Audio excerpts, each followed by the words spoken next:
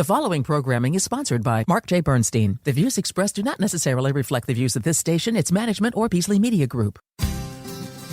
Entrepreneur, founder, author, and financial advisor Mark Bernstein helps high-performing business owners turn their visions into reality. Through his innovative work and the Forward Focus forums, Mark connects entrepreneurs to resources that fuel their success. Founders Forum is a radio show and podcast where entrepreneurs share their journeys, revealing the lessons they've learned and the stories behind their success. Join Mark and his guests for a mix of inspiration, valuable insights, and a little fun. Now, let's dive in. Good morning, America. How are you? This is Mark Bernstein, as you know, and this is kind of a new setting for us. We, as you know, if you've listened to the podcast before, we traditionally broadcast out of Ballackinwood, Pennsylvania, right outside of Philadelphia, on WWDB radio. But today, we are on WXKB radio in Southwest Florida. And you also could be listening to us on Fort Myers, 96.5, Bonita Springs, 101.5, Naples, 105.1, and on all over Southwest Florida, 103.9 HD2, and also on Podcast Radio US, Southwest Florida. So this is a new thing. We'll be here for a few months before we return to Philly, and hope you're all staying with us throughout all this. And we'll be back on WWDB again come May of this year. And I have in the studio with me Dan Dimitri, who I'll officially introduce in a minute. But we've got a topic of the day, as we usually do. We'll start with that, and then I'll introduce Dan, and you'll hear a bit about his story. Morning, Dan. Good morning. Good morning. So, Dan, I was thinking about this. This is a big sports week. It's been a big couple sports weeks for me. I'm a law school graduate of the Ohio State University, and when I went there, I went through a conversion from being a Michigan fan because I went to Delaware, which was Little Michigan, and I'd been brainwashed in high school by a girlfriend's parents who went to Michigan and things like that.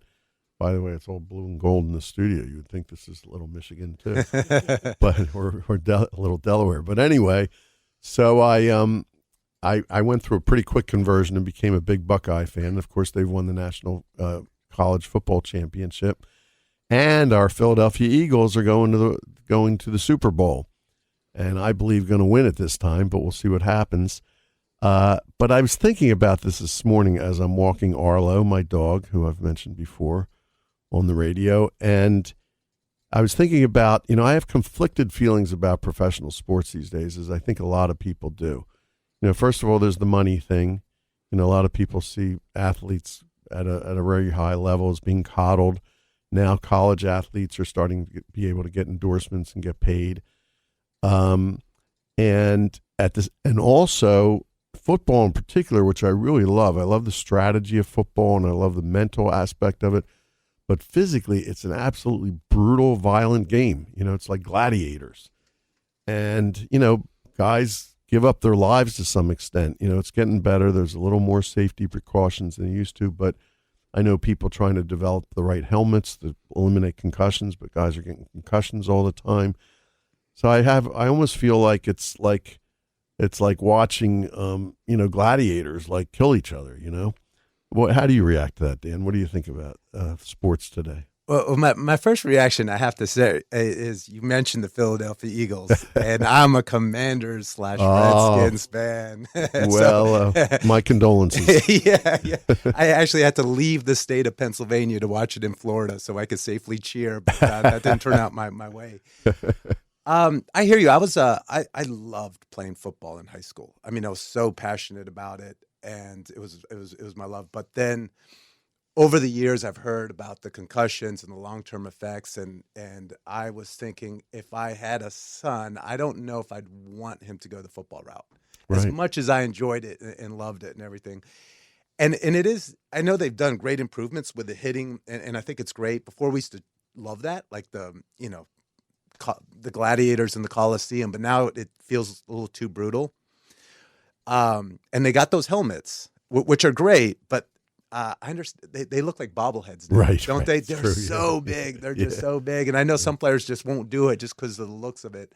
Well, and they're still not preventing concussions. I mean, they're still not doing the whole job. They're just so big, so fast, so strong now. Right. Right.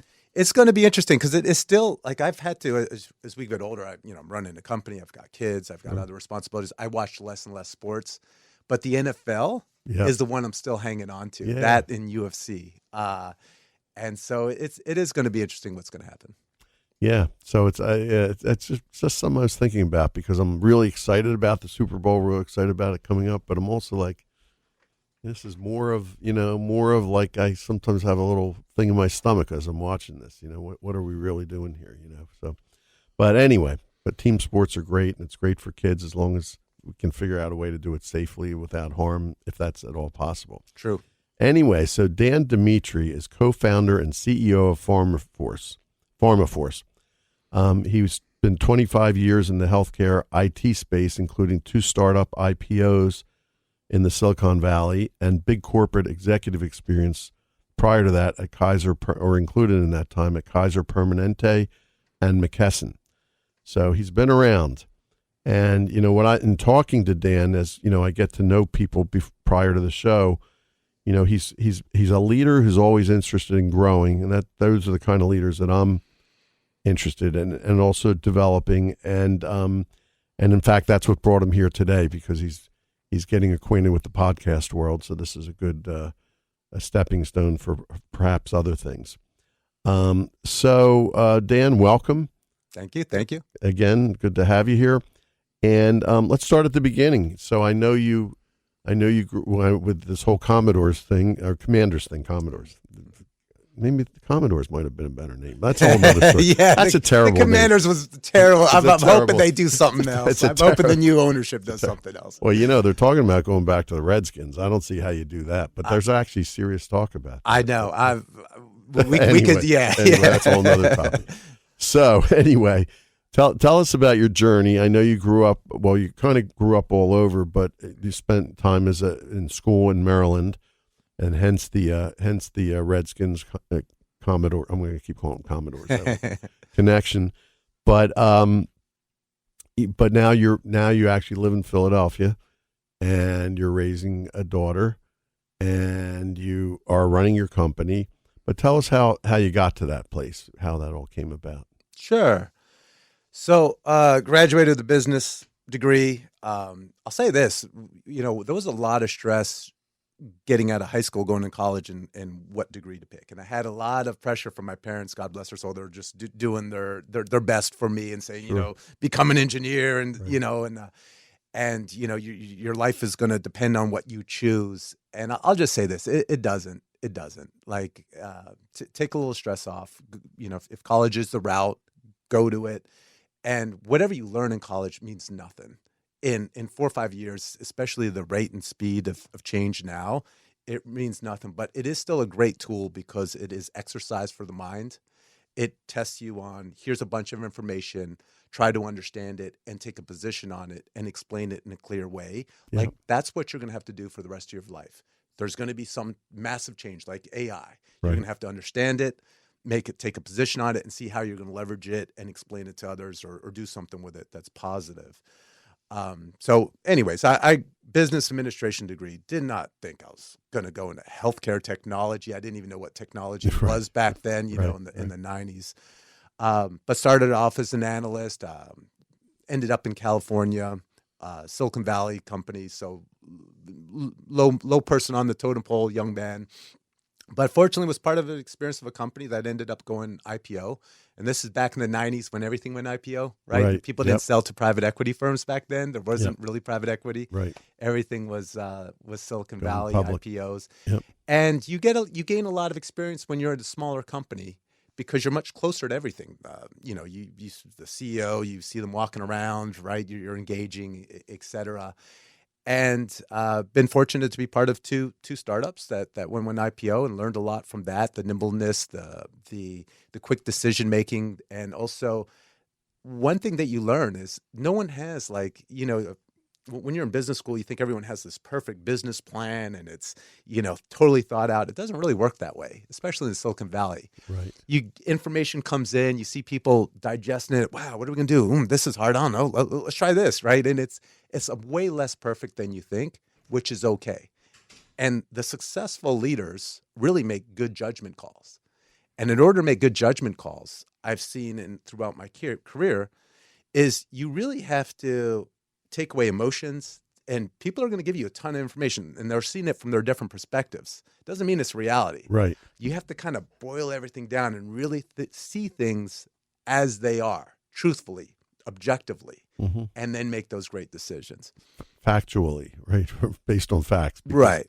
It's not what you feel, and this is wrong, so this person's wrong. All that goes away. You got to see it exactly like that.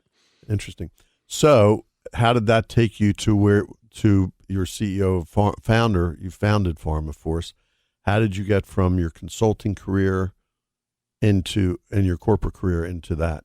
Yeah, so after a couple of Silicon Valley stints, I went to one of our customers, was a very large healthcare system called Kaiser Permanente, and I managed very large scale. So I went from like an analyst to like a project manager and a product manager, designing and organizing teams to develop big enterprise level software systems for healthcare. Then I went over to McKesson and I was doing that. And so now I'm learning a different skill set. Now it's like big, giant corporate. Like these are some of the biggest corporations in America and in the world. And you learn a different skill set to get anything done. Right now, it's about politics and really good about soft skills, getting about through the bureaucracy, motivating and getting people to follow you that where they don't even report to you, right? And trying to set directions. And that's a great skill set to learn too. Like both between the small, nimble, and learning how to navigate big, giant corporate. Those are very important things. But eventually, like a lot of people's careers, you get in a spot where you're no longer happy, right? The environment is no longer good for you, and you're looking to go. And then I was approached by someone who. What was it about that culture or that setting that you were in that it was time to move on? So quite often, I mean, there's a lot of people that say this. It's not necessarily that you stick around for companies, but it's quite often like the team that's around you. So you could be in a great company, but surrounded by a bad environment within a giant company. So I don't want to disparage any company or anything like that. But I got it. I mean, this happens to everybody. I got an environment that got very toxic, and it was not productive. Where been through that myself. Right. Where it was more everybody was about themselves and how to improve their career versus the best thing for the company, and it just wasn't vibing anymore. And then an opportunity, someone approached me and said, "Hey, look, seems like you have a lot of success building products. I've got financial means and a software team. Maybe we could team up, come up with an idea, and I have resources that can help build it, and we can make a product and a company together." And that's where we started PharmaForce. That is a great jumping off point because we need to take a quick commercial break, and we'll be right back on Founders Forum. The Sattel Institute is the leading CEO member organization dedicated to corporate social responsibility. Under the vision and leadership of its founder, entrepreneur and philanthropist Ed Sattel, the Institute brings together CEOs in Philadelphia and other cities to support the nonprofit organizations that do heroic work in our communities. The Sattel Institute believes that community is every leader's business. SI's members-only meetings and private CEO conferences give members the opportunity to hear from world-class thought leaders on crucial topics like AI, education, corporate philanthropy, and more. In addition, CEO members get the opportunity to share ideas and experience with their peers, like-minded CEOs who believe in the importance of giving back to the community and who understand the benefits companies get from embracing corporate social responsibility. The Sattel Institute charges no dues or fees. In order to join, member companies simply make a long-term commitment to the nonprofit of their choice. To find out more about membership and why so many leading companies are now part of the Sattel Institute, visit the organization's website at sattelinstitute.org. Sattel, S-A-T-E-L-L, institute.org. As Ed Sattel says, think we, not just me.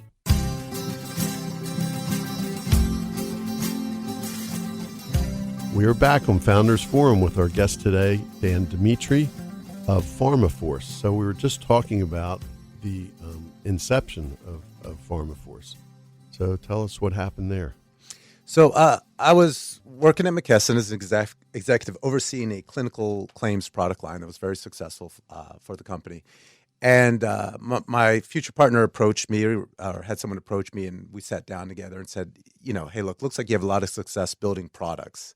I have the means and technical resources that could build software. Maybe we could team up and develop something together.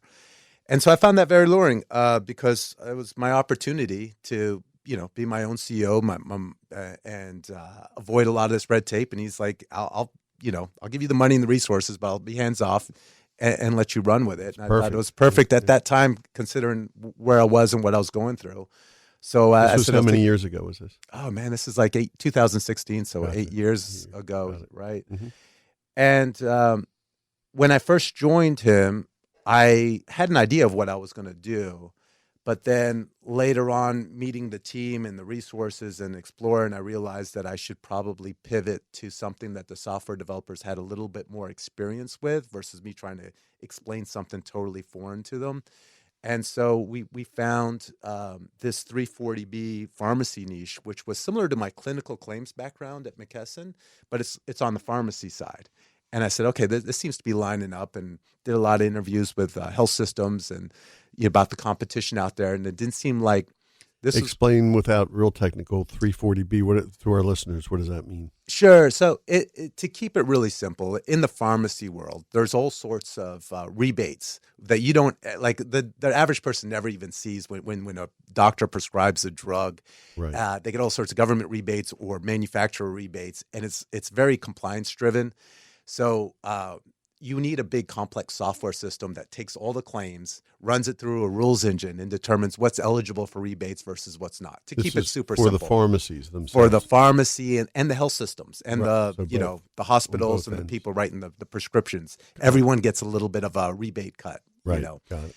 And so again, just keeping it simple, very complex system. So that's what it is, and that's what we ended up building. And so I was interviewing a lot of different health systems and saying, hey, how are what do you think of the vendors you're using? And it seemed like none of them were really happy. Mm-hmm. And there was a lot of competition out there. There was like 40 other vendors out there across the country servicing.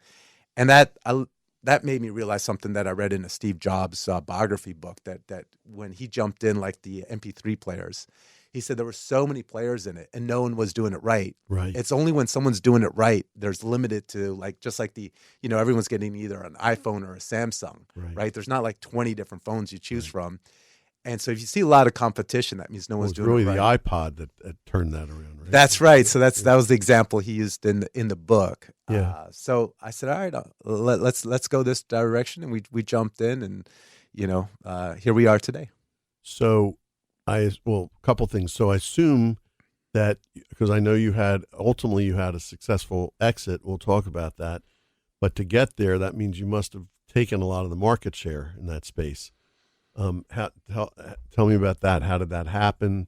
How did you gain that market share, and how did what kind of challenges did you face in doing that? Because I'm sure there were several. Yeah. So so you could build all you want, like the wonderful products and services, but it's very hard to get that first customer to sign up, right?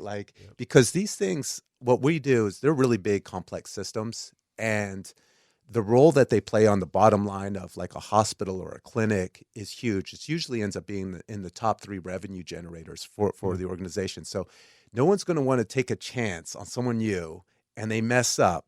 And if you're not compliant, you could lose your rebate status, and then you go bankrupt.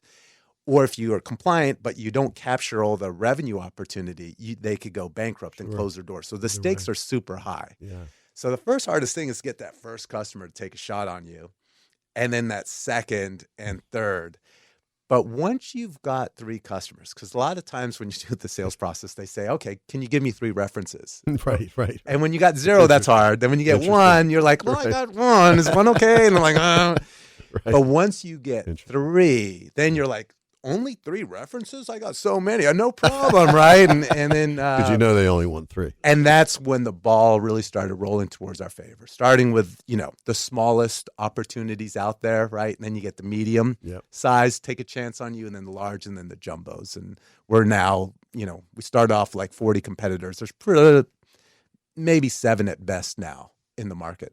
And can you talk about what kind of, of that, what are you 20% of the market? Are you some? It's hard to say exactly because we don't have like our competitions, Right. but we hear from like channel partners that we're the fastest growing in the country. And we're definitely in the top 4, like at minimum in the top 4 at this point. So I confused people with, I told them you had an exit strategy, but you're also talking about because you're still active with the company. So let's talk about that. How did the exit strategy happen? Or how did the exit happen? And where are you today?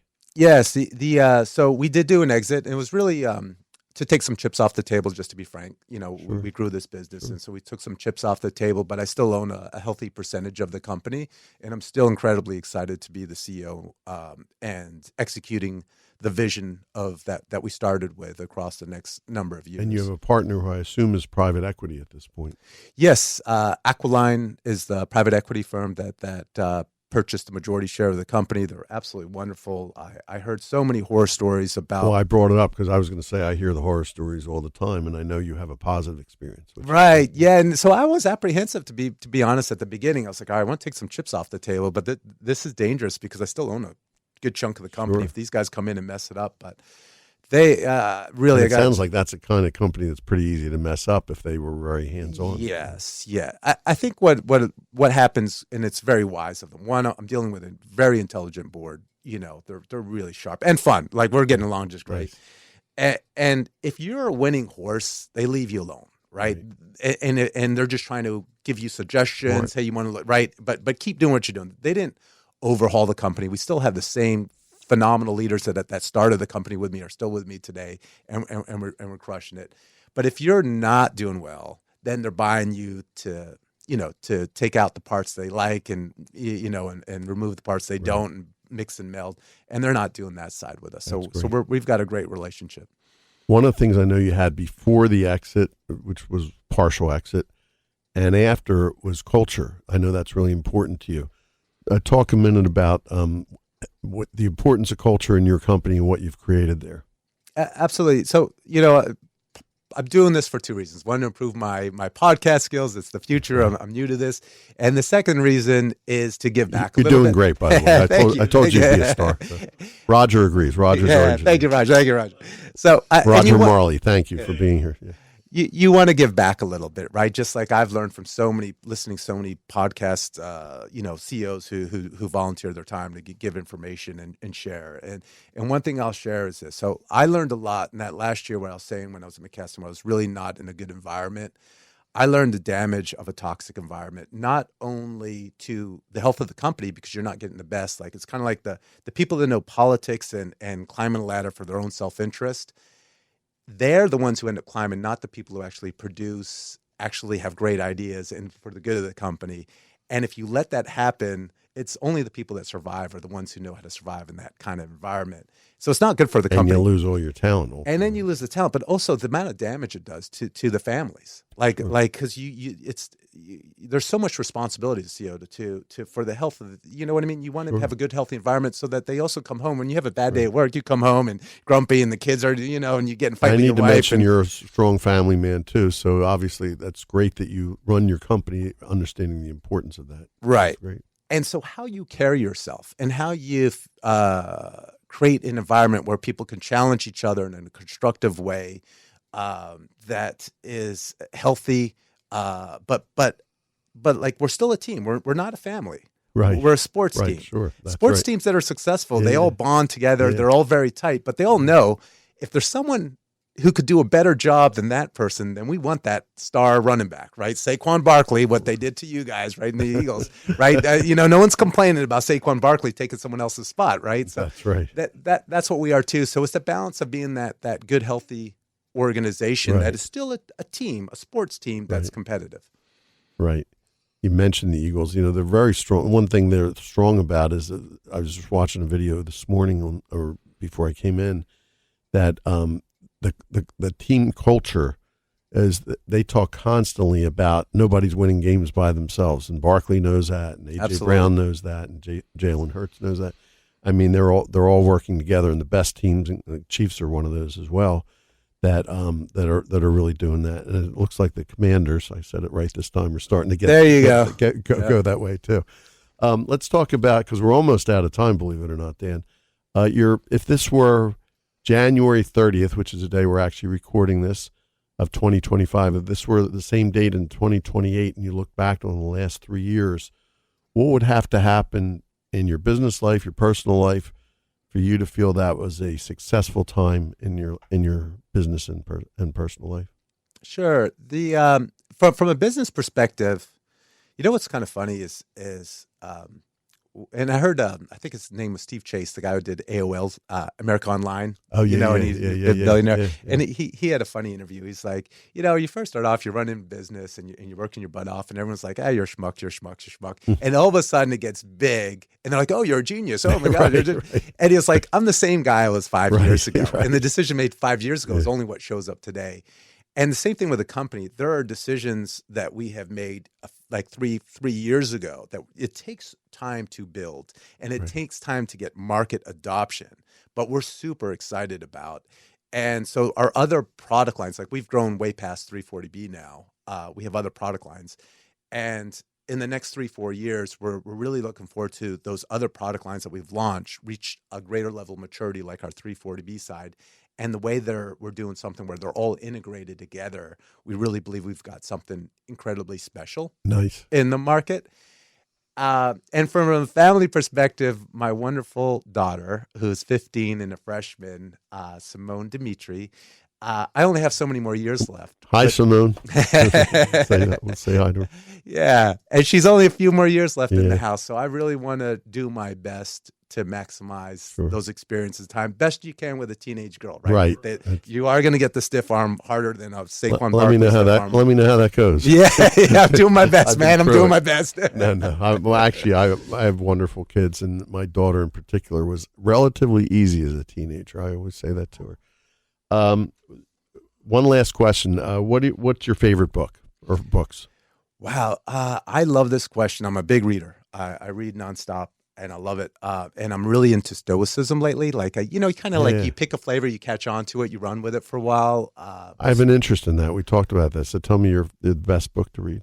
Right now, the Marcus Aurelius Meditations book. Oh, I've listened in the car. I just reread it. That's great. I just reread it. And I got an app that's called like the Daily Stoic. And so it pops up like a little, and it's not only Marcus Aurelius. Now, did you do it in the modern language version of that? Or modern language. Yeah, the other one's hard. Terrible it's hard. the other one's tough. Yeah. Because you're trying to get the deep philosophical lesson. Yeah. Not so much, I'm not a studier of literature. So. I tried the original. It was tough.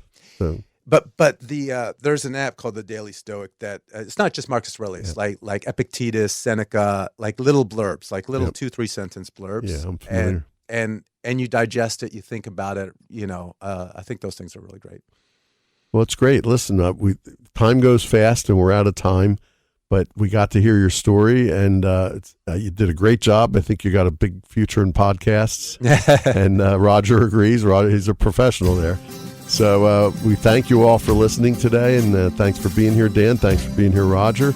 And everybody have a great day. Thank you for inviting me. My pleasure.